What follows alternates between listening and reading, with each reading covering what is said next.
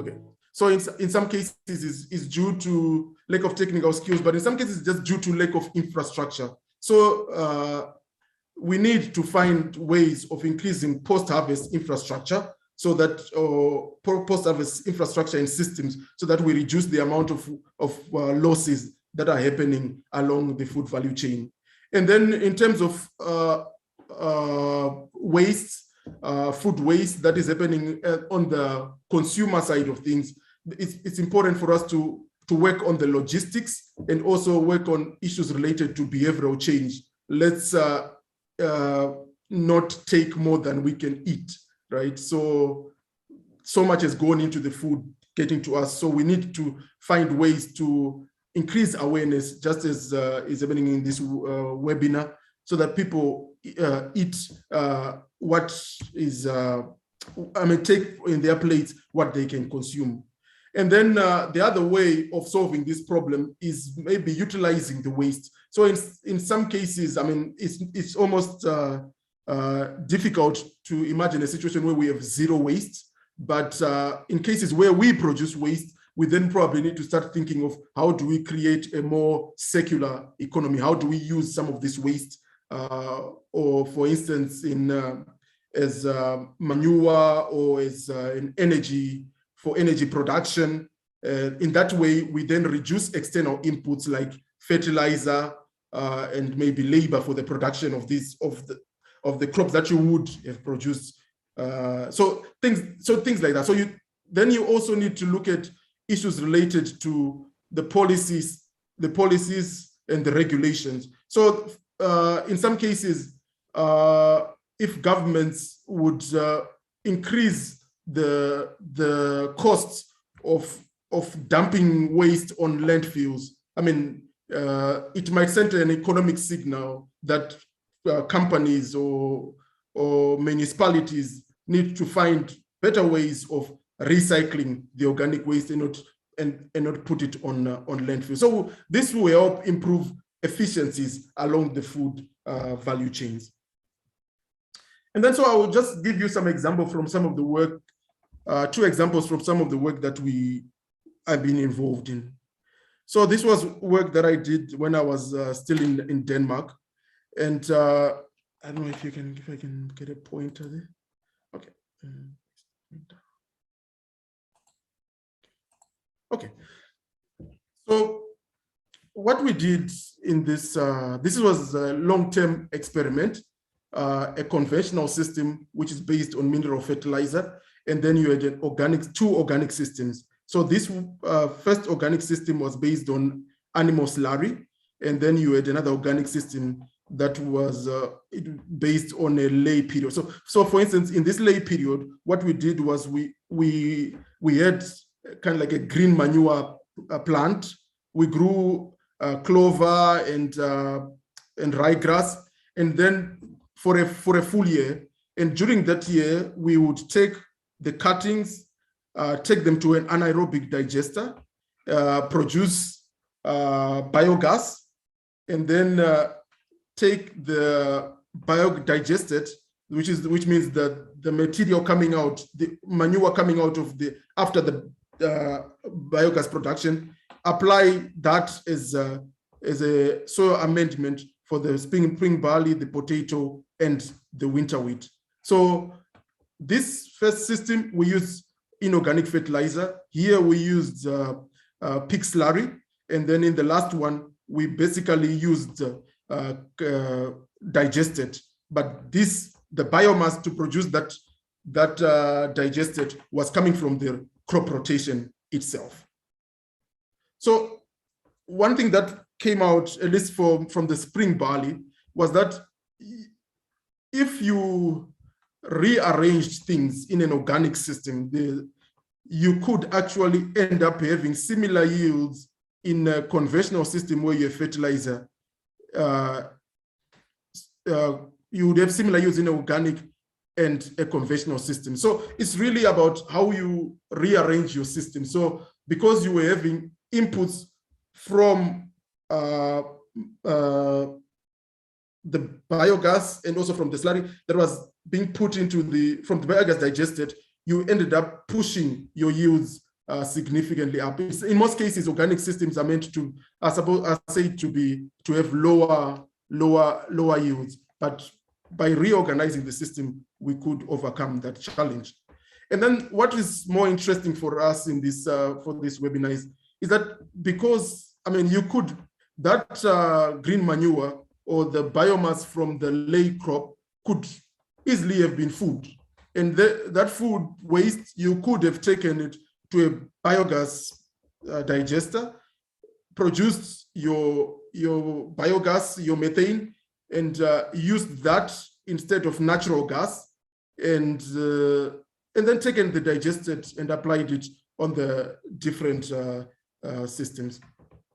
And what we saw there is that if you were to, by doing that, in terms of the carbon footprint of your products, if you look at the whole rotation, you see there the one with the biogas, you, in some cases you even got a negative carbon footprint, which means the system was capturing more than it was releasing greenhouse gases. And if you compare that with the conventional there, you see you had a lot of emissions coming, if you looked at it on a per hectare or even on a per kilogram of product basis. So in both cases, by rearranging your systems, by using the waste to produce your methane, which you then use for cooking, you were actually reducing the carbon footprint of your systems.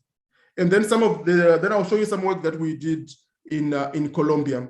So what we did was we went to different supermarkets, looked at the amount of waste that they are producing and the quantities that they are generating per year, just from the per month from a supermarket. So in some cases, like supermarket 2, there was around 42 tons of organic waste that is produced per month. And when you got, for instance, to a chicken slaughterhouse, you were getting very huge amounts of organic waste, around 500 tons per month that you were producing. And when we characterize this, you can see there that in terms of volatile solids, which is the important thing there, which is then what we're looking for, because that would then produce the methane when you took it to the anaerobic digester. You can see that the chicken slaughterhouse, you were getting like 30% on a per weight basis. So that was a lot of volatile solids that you could get from that slaughterhouse, from that waste that we generated from that that is generated from that slaughterhouse. And then when you looked at the amounts, I mean, with some simple calculations in terms of energy production potentials, you could see that you could actually produce around 31,000 kilowatts hour, really because of the tonnage that you are producing and also the amount of volatile solids. So you could take this waste and not just use it as a fertilizer, but you could also use it as a source of energy. So you could actually do this at citywide. So really trying to utilize the waste that we are producing. So in a nutshell, what is the take-home message? The take-home message is, when we are wasting food, we are wasting a lot of precious natural resources. I mentioned land, water, and energy and other things. These are precious resources that we are always talking about, that they're being depleted. So it's important not to waste food, because it's not just food that we are wasting. Then the other thing is, if we keep losing and wasting food, the changing demographics in terms of the world population, which is continuously increasing, suggests that there's going to be even a bigger problem ahead. So we need to find solutions to this so that we can get ahead of this problem. And the other thing is, there is a huge increase in urbanization across the world, and mostly in developing countries. So if you then have more people in the cities, and you're going to then have a lot of food going into the cities. And because in some cases the cities are far away from the places where we produce food, some of this food might end up having to go to landfills. So we need to find solutions, for instance, anaerobic digestion, so that we can produce energy and also produce organic fertilizers. we also need to think about real solutions that are informed by the context. So like I mentioned earlier, that in developing countries, we have a lot of loss further upstream the food chain. So we need to find ways to improve technology and technical skills further upstream the value chain to reduce post-harvest losses and also ensure that we increase efficiency, have efficiency gains along the value chain. So the context is also important too. I mean, you cannot have the same solution for all the places. And then there is also need for complementarity. I mean, I'm working, for instance, a lot on the agronomic side, the greenhouse gas side, but it's important for us to start working together. I mean, people from different disciplines, because in some cases, it's not just management, but in some cases we need technology. And in some cases, not management and technology. Sometimes it's just logistics. You know, you need to get food to the consumer at the right time so that it doesn't get spoiled or along the way, or it doesn't expire when it is on the shelves. And then in some cases, social issues, behavioral changes, and maybe getting the incentive structures in the economy right. So maybe in some cases, you actually need policy or political solutions. So this really calls for strategic partnerships. We need to work together. And maybe let me end on a philosophical note. I think we probably don't have to always reinvent the wheel. Maybe what we need is to attach some of the existing wheels to new vehicles, meaning some of the existing solutions that we have, some of the existing solutions that we had or maybe could not use in some places, maybe they work now. I mean, if you think of in most traditional systems, they were more secular in nature. So we probably need to see how we could use those approaches, some of those traditional approaches, to solve some of our current problems. Thank you. Wow, thank you very much, Professor Ingoni, for short, Professor Ingoni. This is really deep. The insights that you have shared to us is really, really deep. The topic alone is mind-blowing. The hidden waste in food waste. The hidden waste in food waste. From Steffi and Salome, they said that we never really thought about the additional resources we waste when we waste food. This is truly a great insight. There are hidden waste in our food. From William MacArthur, a student of UM6P, but a permanent resident of Zimbabwe, says that was an insightful and encouraging presentation. Thumbs up, Professor. So he wants to ask, I like the concept of eye hunger. How can we try to solve that issue? Because normally that is one of the major contributing factor in food loss, taking into consideration the issue of collaborations that may also help us a lot. Professor, please, did you get the question? Oh, yes. Thank you very much for that question. In terms of, that's a very good question. And I'm not sure if I have a very good answer for it, but I will try. Yes, I think the challenge that we have had in the world, which I see changing a lot, is that we've been working a lot in silos. And because when we work in silos, our solutions are really based on our education or how we have been educated. And like I mentioned earlier, I mean, in some cases, the solutions are social or they are related to behavioral changes. And there are people who study these things, I mean, day in and day out. And I think it's about time we start breaking some of these silos and connecting and finding each other and realizing that it's a common problem and we need to find solutions that are more holistic in nature, that take into account our differences. So in terms of eye hunger, I think it's more of, there is more to it. There is an issue of culture. There is an issue of, in some cases, also an issue of price, right? So some cases you take more because it's cheap, right? Or you can afford it, or it doesn't hit so much on your budget, right? So I think talking to social scientists, which could be, I mean, there could be some on the call, there might be solutions. Okay, thank you very much. I think you answered this last question and then we'll have the second presenter. What are some of the practical solutions to the challenges of food waste that can be practiced in our daily life? So as individuals, the statistics that I gave before the presentation, there are lots of food waste, and it's attributed mostly to food waste from households. So what are some of the practical solutions that can be practiced in our daily life, and what are the traditional solutions you were referring to? Thank you.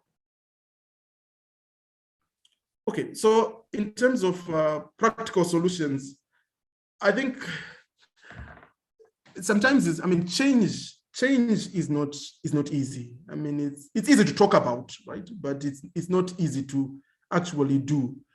And I think if you really want to change a generation, you need to start working on the mindset earlier on, right?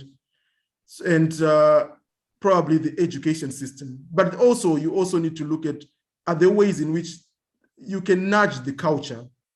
No, it's not going to be like automatic. It's not going to be overnight, but are there small things that you can do to nudge people in a certain direction, right? And so, like you rightfully pointed out at the start, awareness campaigns are important. But in terms of what people can do, I think the most important thing is, in this case, is try as much as possible to buy what you can consume. Because in actual fact, if you buy what you can consume, you are actually, it's more like an on goal, really, right? Because if the food has a cost, you are also wasting money, right? So if you buy more than you can consume within a given time, then you are also wasting money. So this is really, but then you easily get into personal decisions and start getting into people's way of life, and then you can easily get kickback. I mean, like people saying, I know you are invading into my privacy. So you need to, I mean, these are really personal decisions that people have to make. But yeah. Yes, please. And then in terms of traditional solutions, I think things related to, for instance, how in our traditional agricultural systems, there was it was more of crop livestock systems, right? So you would get your manure from the cattle systems and then take those manure and apply them in the cropping systems as a nutrient. So things like that. But there is more that we can talk about. Anyway. Yeah. Yes, please. Thank you very, very much. There are lots of questions, but I'll have you hang in there as we have the second presentation. Then we move on. We continue with the questions and answers. One major thing that for me I'm taking home is the fact is your last statement that you made. You said we probably don't have to reinvent the wheel. Maybe what we need is to just attach the existing wheel to the new ones. So probably there are lots of questions for you, Professor. There are lots of them. But like I said, please hang in there. And you can also help us by answering in the main chat so that everyone can see. I'll be posting the questions as well, which were directed to me, and then you help us answer them. Thank you very much. So moving on to our second presenter for today's webinar is Mr. Pius M.N. Sepenu. He is an agric advocate, a farmer, CEO of McPius Farms and Consults. He has had some numerous achievements. In 2018, during the Gan West Municipal Farmers Day celebration, he won the Best Enterprising Youth Farmer. Then in 2019, he won Outstanding Young Farmer. In 2020, he won the Best Farmer.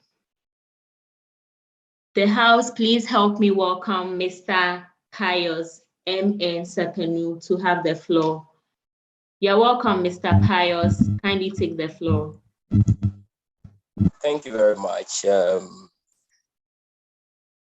Good day, everyone, viewers across the globe. I want to say it's a privilege being before you. Presenting on such a wonderful topic. I would also want to thank the organizers of this program. It's a great privilege. It's a great privilege to be offered the opportunity. I'm Pius M.N. Sepenu, as is being said already, and I'm basically a farmer. Now, presenting to you today, I want to bring all my submissions down, to practicals. I'm a young farmer, and I'm always a voice to the youth out there. Now, presenting to you is what I've simply titled, Why the Future of Food Security is Not Secured. Now, the future of food security is not secured because, one, with regards to the number of food produced, is unable to meet or is unable to meet what is supposed to go for. For instance, the number of people who consume food are more than producers. Yet what we produce, majority, or say 1/3 of it, is produced for the garbage, or it goes into the garbage. You want to be a change agent, right? Now, these are few ways you can become a very good change agent for Africa and the nation at large. One, you need to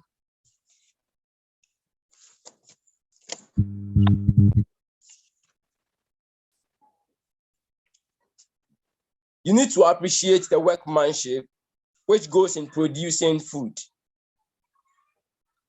Over the years as a farmer, what I've realized is that farmers are not regarded. Farmers are not respected in our societies. Meanwhile, they happen to be the major food producers. Agriculture isn't just a work, it's an art. There's so much that goes into making our food. It takes seeds and soil, water and work, action and patience. Did you know it takes about 50 liters of water to produce an orange? I want to give you the basis, what it goes into producing of food. Farmers are the real doctors behind food production. Now, we take in food, yet we don't regard farmers or what they ought to stand for. If we really want to secure our future or secure the future of food, first, we need to give regards to our local farmers.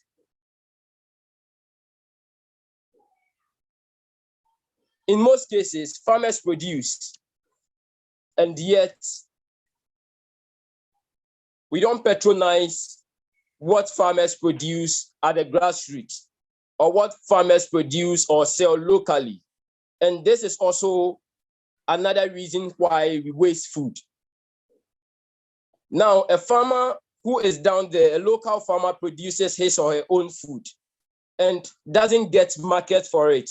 We leave the local market and get to the malls, get to the big places to purchase our food. And based on this fact, farmers don't get people to buy their produce, and so they go waste.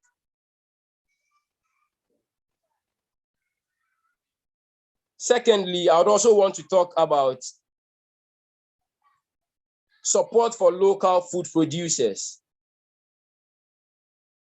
Local food producers, as in farmers. I would always want to mention farmer because I am a farmer. I'm speaking for farmers. I want the youth out there to hear this.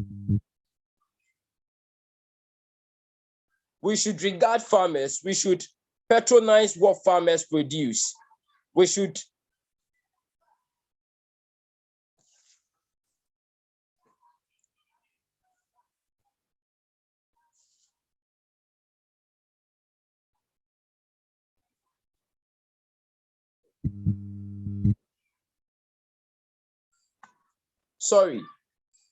at the moment, the global food waste is a tragedy. This is what is happening to our world today. Okay, so Seraphine says that to reduce FLW in our homes, we can begin by cooking only what we can eat. Most households cook more than they can actually consume. Then, okay, so William Makaza from Zimbabwe is in response to Seraphine. I like the way it's been we are being interactive here. So William Makaza, in response to what Seraphine mentioned, he said we cook more because of the nature of source of energy.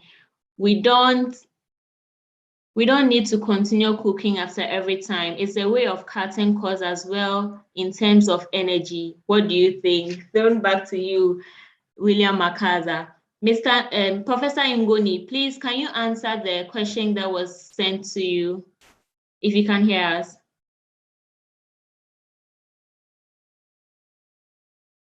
Yes, I can hear you. Yeah. Yes, so, please go ahead.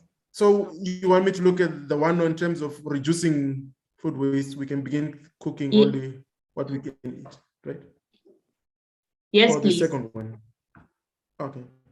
No, I think that in some ways, look, in order to solve this, I mean, the solutions are not going to be the same, right? And that's why context matters, right? And because remember, if you are cooking all the time, you are also using a lot of energy, right, to do the cooking. So there are trade-offs, right, of one system or the other. So, but I think the key is probably to cook according to need, right? And in some cases, the solution may be, okay, if you're somebody who's going to work regularly and you don't have time to cook, you might cook once and then store in the refrigerator and then just heat up your food over time. So that's a solution that could work within another context. Yeah, so I guess it's really context. It depends, context dependent. Okay. But we should remember the objective. The objective is not to waste. The food should be consumed, not to go to the landfill. Yeah, Salome, thank you very much. Salome is saying that how then can we reach out to more people on this? Because if not for this webinar, she said, I wouldn't have known about the other precious resources wasted along with food lost and waste. So, Professor, and you can share with us some of the ways we can, on our own level, on our individual levels, how we can also help other people. Now that we have learned about it, how we can also help other people to be able to reduce food wastage.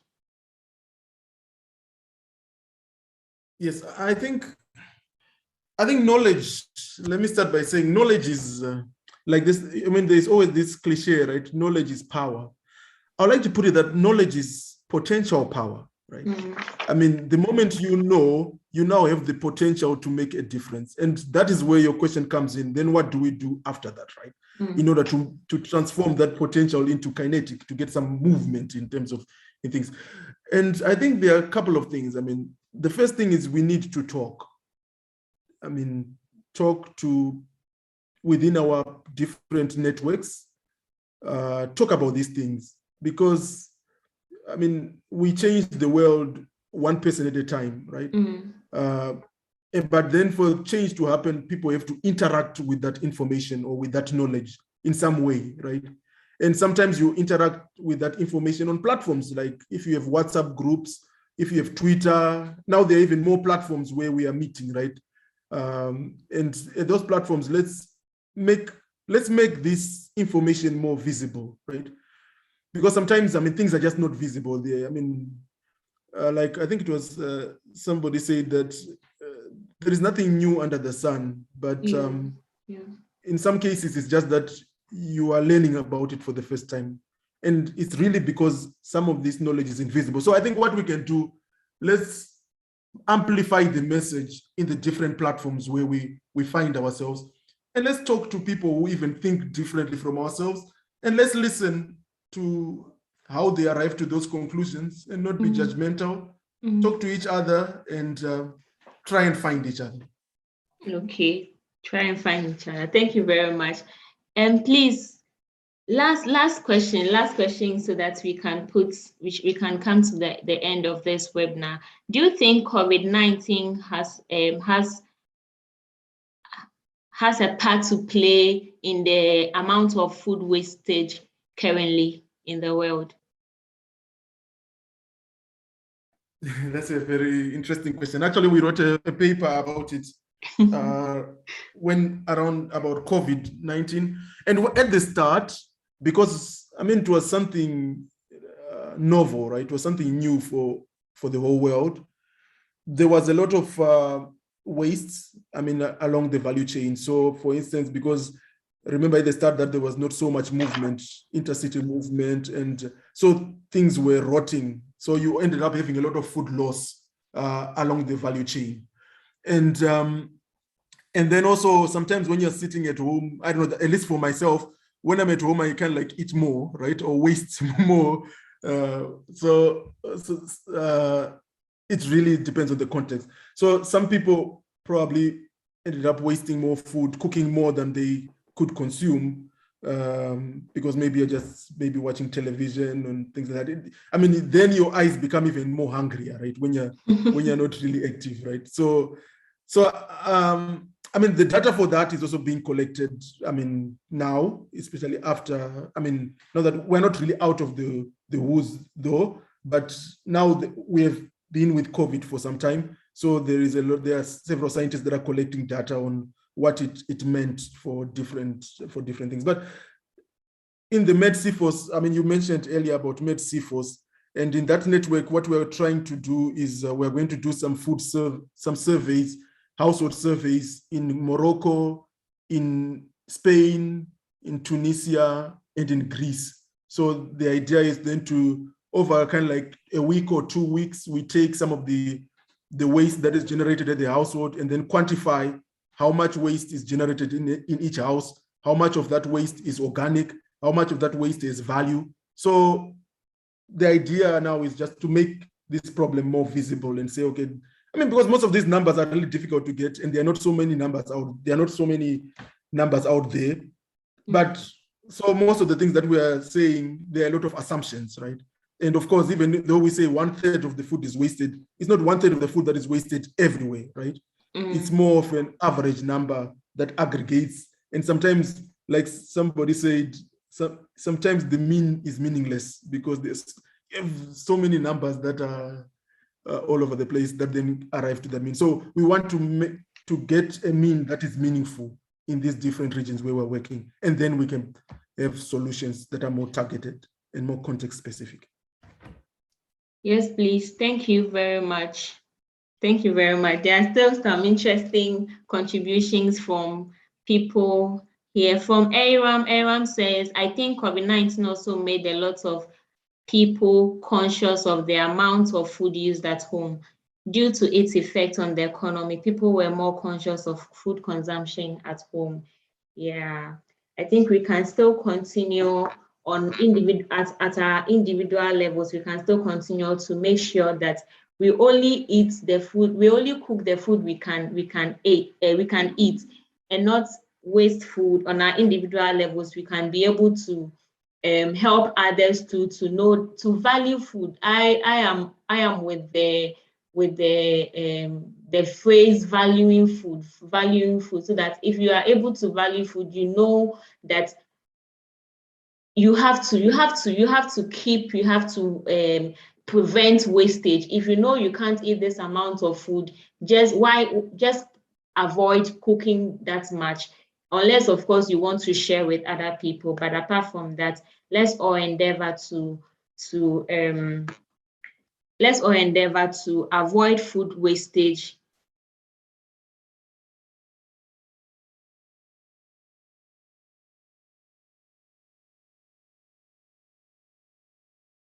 Yeah, so today's webinar has been an insightful one. It has been a very insightful one. Professor Ngoni Chirinda spoke to the House, presented on the hidden waste in food waste, and why it matters. And out of his presentations, there were lots of questions that were addressed, and the fact that some of the solutions that can be employed to avoid or reduce food wastage is to reduce the losses in the first place and then reduce the waste. And he mentioned that food waste is equal to wasting precious natural resources. So you might think that you are just wasting food, but at the end of the day, you also be wasting other resources as well. So let us not, in the first place, let us not even waste food, so that other resources, our natural resources, the land, the water, the energy resources will also be safe. At the end of the day, we want to build a sustainable environment for all of us to live in. And Mr. Pius unfortunately had an internet hitch, but he started and was drawing our attention to the fact that we need to appreciate what our farmers are doing on ground, and to be able to also patronize what our farmers also produce. And at the end of the day, we'll also help ourselves to be able to grow and develop a sustainable environment for all of us to also enjoy. At the end of the day, we also help ourselves to live longer, because good food is also good for our bodies and our health. Thank you very much, Mr. Ngoni Chirinda. At this moment, I would want to invite our chairman, Mr. Moses Bafo Ewa, to give us his closing remarks. The floor is yours, Mr. Moses. Thank you very much, Ms. Huda-Sechi. This webinar has been a very insightful one. Thank you, Professor Ngoni. Thank you, Pius, for your presentation. And for me, I don't want us to forget the key take-home message from Prof. Especially, we must understand that anytime we are wasting food, we are not just wasting food, we are wasting precious natural resources, land, water, energy. Anytime you throw away food, anytime you waste food, understand that you are wasting land, water, and energy. And also what he said about, if we keep losing and wasting food, then we are changing the demographics, which is also very, very important.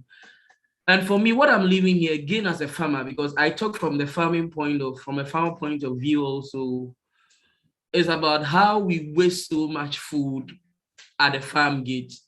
And for me, the suggestions must be holistic. We must look at policy. We must look at infrastructure. That is where government comes in. We've spoken about where we come in. Where we come in is when we are talking about how we treat food, how we waste food, how we must ensure that we cook what we can eat, and how we must be careful how we treat food. But more especially and at a broader level is the amount of food that is wasted at farm gate, and the kind of policies and the kind of infrastructure development that we must put in place to ensure that we reduce post-harvest loss. And for me, when you're talking about food wastage, you are also talking about post-harvest loss, because often after the farmer has done all that he must do, you realize that there is so much post-harvest loss and we are not able to get as much as we can. So that is where food systems comes in. And that is where we must really be, that is where we must really work at. So I want to encourage you, Huda, and your team, that beyond this webinar, big questions: what are our key action points? What can we start talking about after today's webinar? And how do we send this message to people who do not know that anytime you are wasting food, you are not actually wasting only food, but you are wasting water, land, and a precious natural resource? I think you should also come up with infographics to educate a lot more people about some of the things that have been shared here.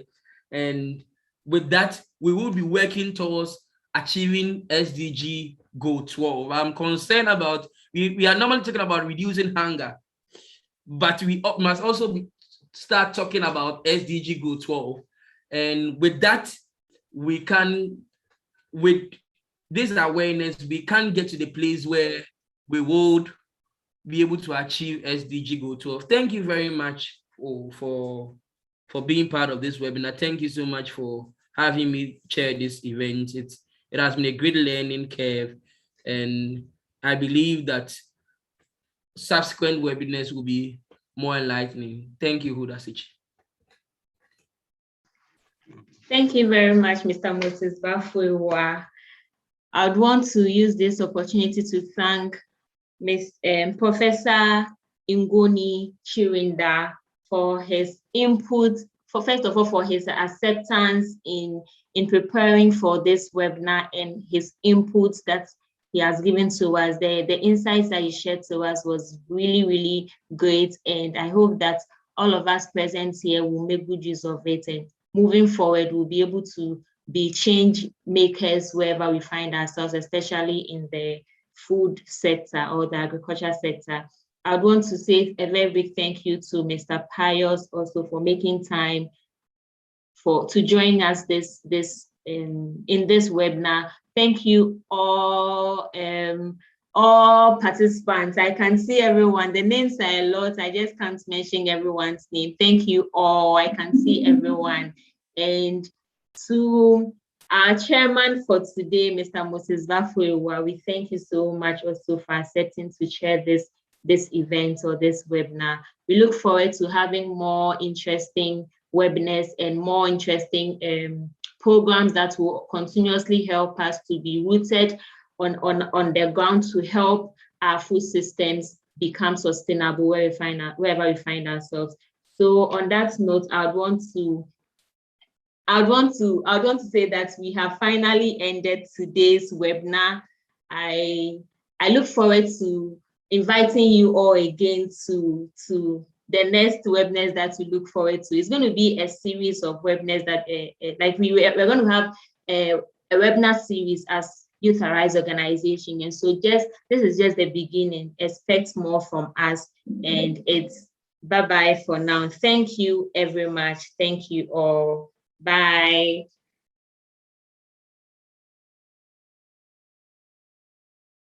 Bye-bye. Thank you very much. Bye. Thank you very much. Bye.